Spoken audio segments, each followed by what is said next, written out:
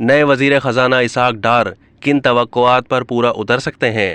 ملک کو معاشی لحاظ سے اس وقت جن چیلنجوں کا سامنا ہے ان میں سر فہرست اسٹیٹ بینک میں زر مبادلہ کے ذخائر کا گر کر 8 سے 9 ارب ڈالر کی سطح پر آ جانا، کمر توڑ مہنگائی اور برآمدات کے مقابلے میں غیر معمولی درآمدی حجم سر فہرست ہیں۔ مسلم لیگ نون کے رہنما اسحاق ڈار نے 5 سال لندن قیام کے بعد قائدین کے فیصلے کی روشنی میں وطن واپس پہنچ کر سینیٹر اور وزیر خزانہ کے عہدے کا چوتھی مرتبہ حلف اٹھایا۔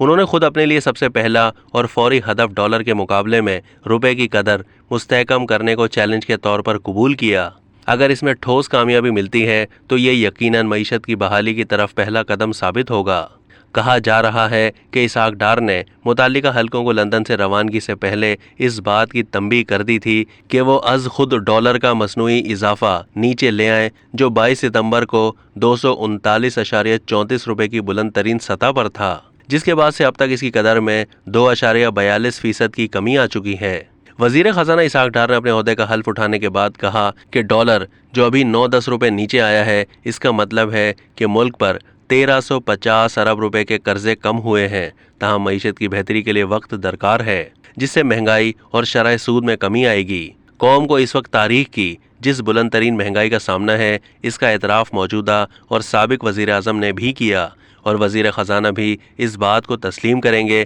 کہ اس کے پیچھے پیٹرولیم مصنوعات اور بجلی کی قیمتوں میں ہونے والا بے تحاشا اضافہ کار فرما ہے، اور ان میں شامل بھاری بھرکم ٹیکسوں سے غریب اور متوسط طبقہ حواس باختہ ہے۔ لہٰذا وزیر خزانہ سے ان کی یہ توقعات بیجا نہیں کہ ان کی قلیل اجرتیں اور تنخواہیں پیٹرول اور بجلی کے بھاری بھرکم بلوں کی نظر ہونے سے بچائی جائیں۔ اب تک کے لیے اتنا ہی۔ مزید معلومات کے لیے ڈیلی جنگ کے یوٹیوب چینل کو سبسکرائب کیجیے۔